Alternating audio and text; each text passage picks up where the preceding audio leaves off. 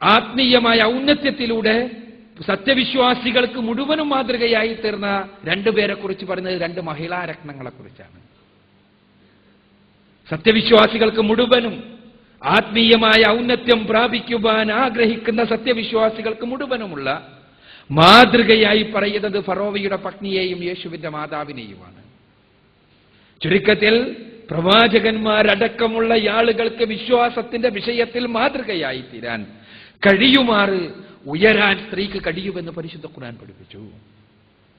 സ്ത്രീ ആത്മീയമായ അധമത്വത്തിന്റെ അഗാധഗർത്തങ്ങളിലേക്ക് ആപ്പതിപ്പിക്കുകയല്ല പരിശുദ്ധ ഖുർആൻ ചെയ്തത്. സ്ത്രീക്ക് ആത്മാവുണ്ടോ എന്ന് നമ്മൾ ചർച്ച ചെയ്തത് 16-ാം നൂറ്റാണ്ടിലാണ്. യൂറോപ്പ് സ്ത്രീക്ക് ആത്മാവുണ്ടോ എന്ന് ചർച്ച ചെയ്തത് 16-ാം നൂറ്റാണ്ടിലാണ്. സ്ത്രീക്ക് ആത്മാവുണ്ടോ എന്നൊരു വിഭാഗം, ഇല്ല എന്ന് പറഞ്ഞൊരു വിഭാഗം. ആത്മാവുണ്ട് എന്ന് പറഞ്ഞ ആൾക്കാരുടെ വീണ്ടും ചർച്ച, അത് മനുഷ്യന്റെ ആത്മാവാണോ ചെകുത്താന്റെ ആത്മാവാണോ? യൂറോപ്പ് 16-ാം നൂറ്റാണ്ടിൽ പെണ്ണിനെ കുറിച്ച് നടത്തിയ ചർച്ചയാണിത് ഞാൻ പറയുന്നത്. എന്നാൽ പരിശുദ്ധ ഖുർആൻ കൃത്യമായി പഠിപ്പിച്ചു. ഇനി ഭൗതികമായിട്ടോ, ഭൗതികമായ അവകാശങ്ങളുടെ രംഗത്തോ ആത്മീയമായി അവകാശങ്ങളുണ്ട് എന്ന് പറഞ്ഞ് വെറുതെ അവളെ പറ്റിച്ച് ഭൗതികമായി അടിച്ചർപ്പിക്കപ്പെടുത്തുകയാണോ? തീർച്ചയായുമല്ല. പരിശുദ്ധ ഖുർആൻ ലോകത്ത് നിലനിൽക്കുന്ന ഒരേ ഒരു ഗ്രന്ഥം, 19-ാം നൂറ്റാണ്ടിന് മുമ്പ് ലോകത്തിന്റെ മുന്നിലുണ്ടായിരുന്ന ഒരൊറ്റ ഗ്രന്ഥം, സ്ത്രീക്ക് ഉത്തരവാദിത്തങ്ങളെപ്പോലെ തന്നെ അവകാശങ്ങളുമുണ്ട് എന്ന് പ്രഖ്യാപിക്കുന്ന ഒരേ ഒരു ഗ്രന്ഥം, അത് ഖുർആനാണ്. ഖുർആനിലെ 2-ാമത്തെ അധ്യായം സൂറത്തുൽ ബഖറയിലെ 228-ാമത്തെ വചനത്തിൽ, ദീർഘമായ വചനത്തെ നമുക്ക് കാണാൻ കഴിയും. വലഹുന്ന മിസ്ലുല്ലദീ അലൈഹിന്ന ബിൽ മഅറൂഫ്. അവൾക്ക് കേവലം ഉത്തരവാദിത്വങ്ങൾ മാത്രമല്ല ഉള്ളത്, മറിച്ച് അവകാശങ്ങളുമുണ്ട്. ന്യായപ്രകാരം ലഭിക്കേണ്ട അവകാശങ്ങളുണ്ട് എന്നാണ് ഖുർആൻ പറയുന്നത്. അവകാശങ്ങളുണ്ട്, നീതിപ്രകാരം ലഭിക്കേണ്ട, ന്യായപ്രകാരം ലഭിക്കേണ്ട അവകാശങ്ങളുണ്ട്. ഞാൻ വീണ്ടും ആവർത്തിക്കുകയാണ്, മതപരമോ അതല്ലാത്തതോ ആയ ഒരൊറ്റ പുസ്തകത്തിലും ഒരൊറ്റ ധർമ്മശാസ്ത്ര ഗ്രന്ഥത്തിലും 19-ാം നൂറ്റാണ്ടിന് മുൻപ് നിങ്ങൾക്ക് സ്ത്രീക്ക് അവകാശങ്ങളുണ്ട് എന്ന് കാണാൻ കഴിയില്ല. അവളുടെ ഉത്തരവാദിത്തങ്ങളെ കുറിച്ചുണ്ട്.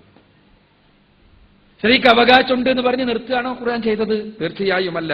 പരിശുദ്ധ ഖുർആൻ സ്ത്രീയുടെ അവകാശങ്ങളെ ഓരോന്നായി നിർവചിക്കുന്നു, പ്രവാചകനും പരിശുദ്ധ ഖുർആനും.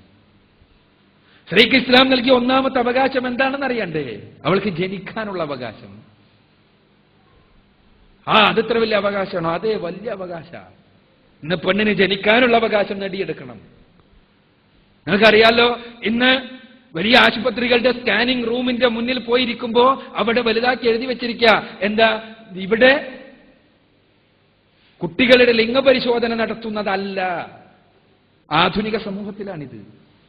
എന്താ കാരണം എന്നറിയോ? ഭാരതത്തിൽ കഴിഞ്ഞ വർഷങ്ങളിൽ ഗർഭാശയത്തിൽ വെച്ച് ചുട്ടുകൊന്ന മക്കളിൽ, കോടിക്കണക്കിന് കുട്ടികളിൽ ബഹുഭൂരിപക്ഷവും പെൺകുട്ടികളാണ്.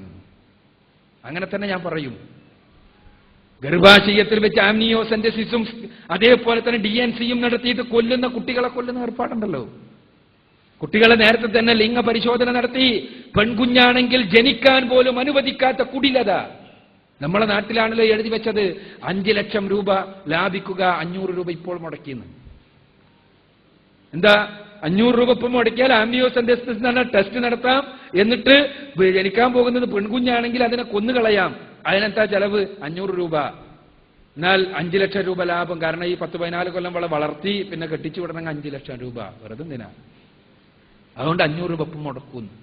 നമ്മൾ ആശുപത്രികളിലാണ് വന്നത് ബോർഡ്. ഞാൻ പറയുന്നത് പെണ്ണിനെ കുറിച്ച്, നമ്മുടെ സങ്കല്പനത്തെ കുറിച്ചാണ്. എന്നാൽ പരിശുദ്ധ ഖുർആൻ 14 നൂറ്റാണ്ടുകൾക്ക് മുമ്പ് ഈ കുടിലതയെ വിമർശിച്ചുകൊണ്ട് പറയുമ്പോ ഖുർആൻ ആദ്യം പറഞ്ഞത് വൈദാ ബുശ്ശിറ അഹദഹും ബിൽ ഉൻസാ വല്ല വജ്ഹഹു മുസ്വദ്ദൻ വഹുവ കദീം എന്നാണ്. ഖുർആനിലെ 16-ാമത്തെ അധ്യായം സൂറത്തു നഹ്ലിലെ 58-ാമത്തെ വചനം.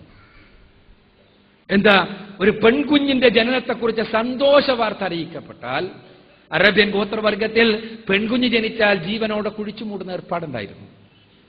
എന്താ കാരണം? അവർക്ക് പെൺകുഞ്ഞിന്റെ വാപ്പായി എന്നറിയപ്പെടാനൊരു നാണക്കേട്, അത്രേ ഉണ്ടായിരുന്നുള്ളൂ, വേറൊന്നുമില്ല. അവരുടെ മിഥ്യയായ അഭിമാനബോധം അതിനവരെ പ്രേരിപ്പിച്ചു. അത് ചെയ്ത ആളുകൾ അതിനെ പരിശുദ്ധ ഖുർആൻ വിമർശിക്കുകയാണ്. തുടങ്ങുന്നത് എന്താ? പെൺകുഞ്ഞിന്റെ ജനനം ഒരു സന്തോഷ വാർത്ത എന്ന് പറഞ്ഞുകൊണ്ട്. പെൺകുഞ്ഞിന്റെ ജനനം ഇന്നും സന്തോഷ വാർത്തയായി സ്വീകരിക്കുവാൻ ആധുനിക സമൂഹം പോലും ഒരുക്കമല്ല. അവിടെയാണ് ഖുർആൻ പഠിപ്പിക്കുന്നത് പെൺകുഞ്ഞ് ജനിക്കാൻ അവകാശമുണ്ട്. പിന്നെ ആദ്യം ജനിക്കുന്നത് മകളായി. മകൾ എന്നുള്ള നിലക്ക് മകനെ പോലെയുള്ള അവകാശങ്ങൾ നൽകണം എന്നാണ്. ഏത് മക്കൾക്കിടയിൽ ഒരു തരത്തിലുമുള്ള വിവേചനം പാടില്ല എന്നാണ് ഇസ്ലാം പഠിപ്പിച്ചത്. മുസ്ലിങ്ങൾ അത് ചെയ്യുന്നുണ്ടോ ഇല്ലേ എന്നത് മറ്റൊരു വശമാണ്, വേറെ ചർച്ച ചെയ്യേണ്ടത്. ഒരു ആൺകുട്ടിക്കും പെൺകുട്ടിക്കും ഇടയിൽ പിതാവോ മാതാവോ ഒരർത്ഥത്തിലുമുള്ള വിവേചനം ഉണ്ടാകാൻ പാടില്ല. റസൂലുള്ളാഹി സ്വല്ലല്ലാഹു അലൈഹി വസല്ലം ഒരു മകന് മാത്രമായി ഗിഫ്റ്റ് കൊടുത്തപ്പോൾ റസൂലുള്ളാഹി സഹാബിയെ തിരുത്തി, പാടില്ല, എല്ലാവർക്കും കൊടുക്കണം, മക്കൾക്കിടയിൽ വിവേചനം ഉണ്ടാകാൻ പാടില്ല. ജീവിച്ചിരിക്കുന്ന സമയത്ത് മക്കൾക്ക് എന്തെങ്കിലും നൽകുകയാണെങ്കിൽ തീർച്ചയായും അത് തുല്യമാകണം. വിദ്യാഭ്യസിപ്പിക്കണം പെൺകുഞ്ഞിനും.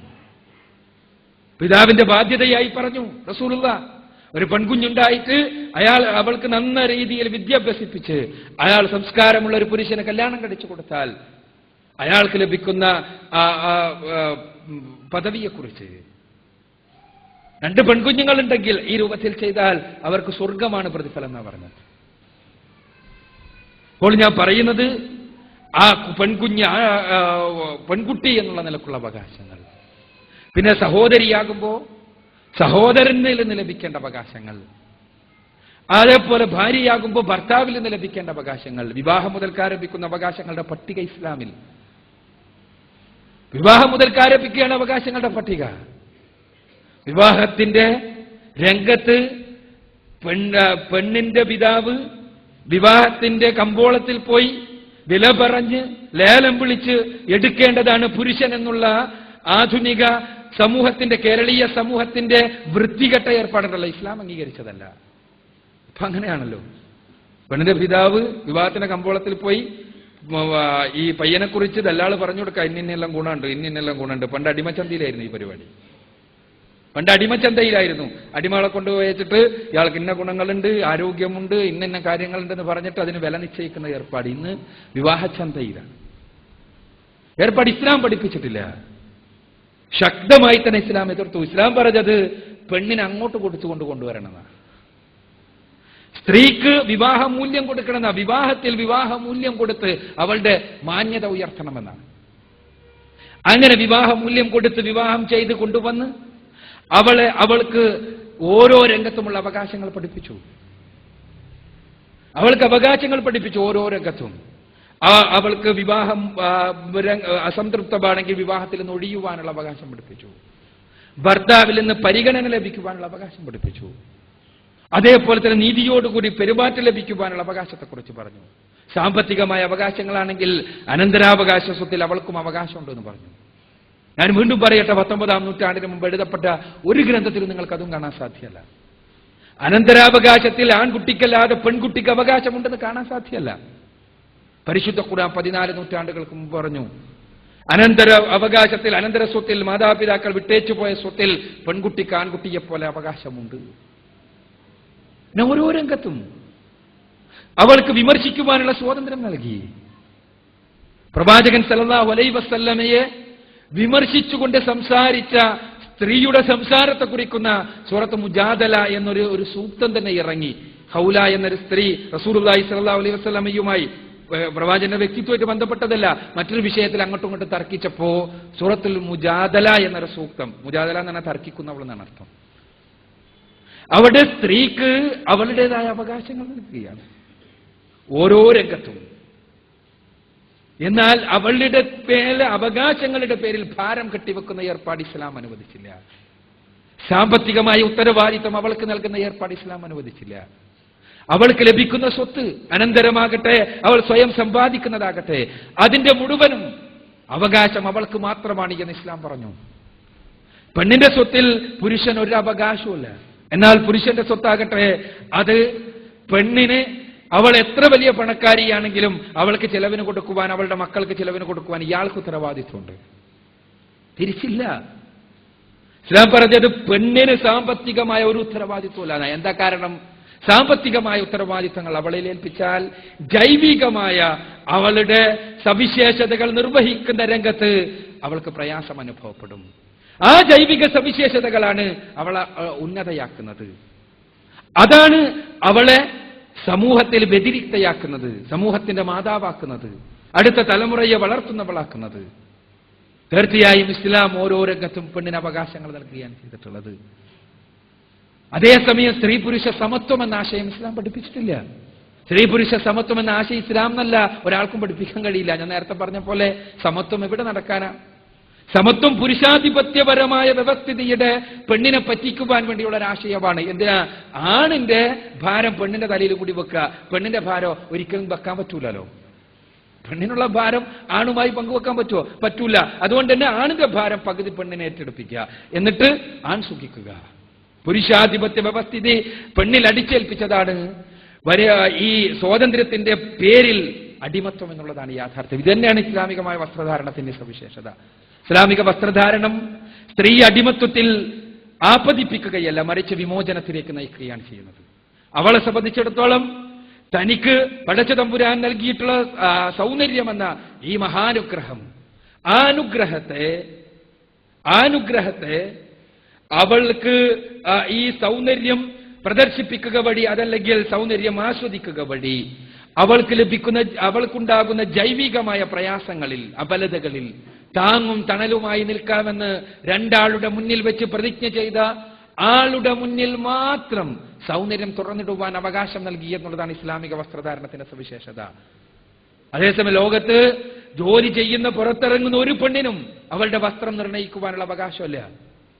ഉയർന്ന ഉദ്യോഗത്തിലെത്തുന്നതോറും അവളുടെ വസ്ത്രം നിർണ്ണയിക്കുന്നത് പുരുഷന്മാരായ യജമാനന്മാരാണ്. സെക്രട്ടറിമാർ എങ്ങനെ വസ്ത്രം ധരിക്കണമെന്ന്, എയർ ഹോസ്റ്റസുമാർ എന്ത് ധരിക്കണമെന്ന്, സ്റ്റെനോ എങ്ങനെ ധരിക്കണമെന്ന് തീരുമാനിക്കുന്നത് മാനേജർമാരാണ്. എന്തിനങ്ങനെ തീരുമാനിക്കുന്നു? കസ്റ്റമേഴ്സിനെ സംതൃപ്തമാക്കാൻ, ഉപഭോക്താക്കളെ സംതൃപ്തമാക്കുവാൻ പെണ്ണിന്റെ സൗന്ദര്യത്തെ ഉപയോഗിക്കുന്ന വൃത്തികെട്ട വ്യവസ്ഥിതിയോട് ഇസ്ലാം പോരാടുന്നു, ഇസ്ലാമിലെ വസ്ത്രധാരണത്തിലൂടെ എന്നുള്ളതാണ് യാഥാർത്ഥ്യം. ഇങ്ങനെ ഓരോ രംഗത്തും ഇസ്ലാം നൽകിയിട്ടുള്ളത് അവൾക്ക് അവകാശമാണ്, അവൾക്ക് സ്വാതന്ത്ര്യമാണ്, അവൾക്ക് വിമോചനമാണ്. അതേസമയം സർവതന്ത്ര സ്വാതന്ത്ര്യമല്ല, അവകാശത്തിന്റെ പേരിലുള്ള തോന്നിവാസമല്ല, സ്വാതന്ത്ര്യത്തിന്റെ പേരിലുള്ള അഴിഞ്ഞാട്ടമല്ല എന്നുള്ളതാണ് യാഥാർത്ഥ്യം. പലപ്പോഴും ഈ യാഥാർത്ഥ്യം തിരിച്ചറിയപ്പെടുന്നില്ല. ഈ അന്താരാഷ്ട്ര വനിതാ ദിനം 8-ാം തീയതി കൊണ്ടാടിയപ്പോൾ എല്ലാം തന്നെ ഉണ്ടായത്, ഇത്തരം ചർച്ചകൾ നടക്കുമ്പോഴെല്ലാം ഇസ്ലാമിനെതിരെയുള്ള സംസാരമാണ്. യഥാർത്ഥത്തിൽ ഇസ്ലാമിന്റെ അടിത്തറ ഇവർ മനസ്സിലാക്കിയിരുന്നെങ്കിൽ എന്ന് നമ്മൾ